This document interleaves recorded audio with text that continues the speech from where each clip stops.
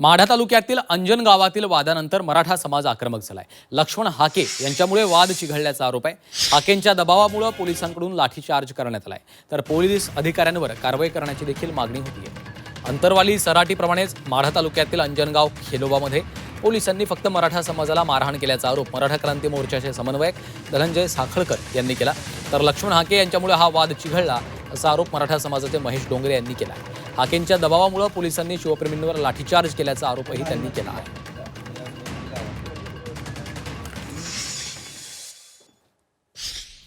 काही दलाल मंडळी महाराष्ट्रामध्ये जातीय दोष व जातीमध्ये भांडणं लावणाऱ्या ह्या लक्ष्मण हाक्यासारख्या दलाल सुपारी बादर यांनी काही मंडळीला तुम्हाला सांगतो फुसकावून छत्रपती शिवाजी महाराजांच्या पुतळ्याला विरोध करायला लावला आणि तुम्हाला सांगतो तिथं लाठीचार्ज सारखा आमच्या शिवभक्ता मराठा समाजाच्या युवकांवरती पोलीस प्रशासनाने केला। मी निषेध करतो।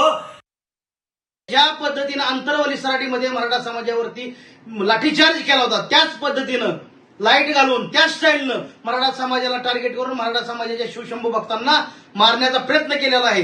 ह्याच्यासाठी मी सरकारला एवढीच विनंती करतो की लवकरात लवकर तुम्ही या सर्व घटनेवरती न्यायालयीन चौकशी बसवावी, अन्यथा मराठा क्रांती मोर्चा, मराठा क्रांती ठोक मोर्चा याच्यामध्ये योग्य ती भूमिका घेईल आणि जसं उत्तर घेईल।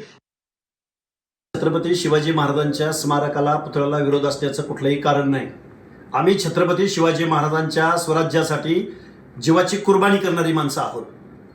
आम्ही ज्यावेळी शिवाजी महाराजांसाठी जीव देत होतो त्यावेळी तुम्ही निजामाच्या चाकऱ्या करत होता, त्यामुळं आम्हाला छत्रपती शिवाजी महाराजांचं प्रेम आणि आमच्याबद्दल जर तुम्ही शंका घ्याल, कपडे काढून मारायची जर धमकी देत असाल, आम्ही गोळ्या झेलायला तयार आहे। पण आमच्या धनगर समाजाच्या तीर्थक्षेत्राची जी विटंबना तुम्ही केलेली आहे, जी दगडफेक केलेली आहे, जो खेळोबा मंदिराच्या प्रवेशद्वारामध्ये जो छत्रपती शिवरायांचा पुतळा बसवलाय, नक्की तुम्हाला साध्य काय करायचंय? तुम्हाला जागा इतर कुठली भेटली नाही आणि कुठले ग्रामस्थ तिथं आम्ही राहतो 70% धनगर समाजाच्या गावामध्ये।